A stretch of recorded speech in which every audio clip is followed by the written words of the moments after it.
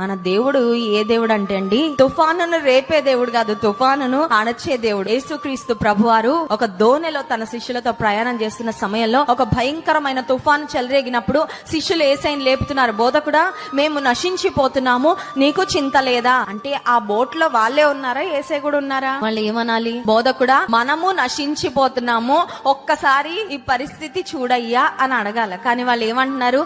మేము చాలాసార్లు మనం కూడా అదే చేస్తాం కదా, నాకు ఇదైపోతుందయ్యా, నాకు అది అయిపోతుందయ్యా అంటే నాతో యేసయ్య ఉన్నాడు, మనతో యేసయ్య ఉన్నాడు అని చాలాసార్లు మనం మర్చిపోతా ఉంటాం. యేసయ్యను ప్రక్కన పెట్టి మన గురించి మనం ఆలోచన చేసుకొని కృంగిపోతా ఉంటాం, నిరాశ పడిపోతూ ఉంటాం. తుఫాను వచ్చినప్పుడు యేసుక్రీస్తు ప్రభువారు లేచి బీ స్టిల్ అనగానే సముద్రం నిమ్మళం అయిపోయిందండి. ఒక్క మాటతో సముద్రం అంతటిని, తుఫానును ఆయన నిమ్మళ పరిచాడు. యేసుక్రీస్తు ప్రభువు మన జీవితంలో చెలరేగే సమస్యలనే తుఫానుల పైన ఆయన అధికారము కలిగిన దేవుడు. హల్లెలూయా. మొత్తం నిమ్మళ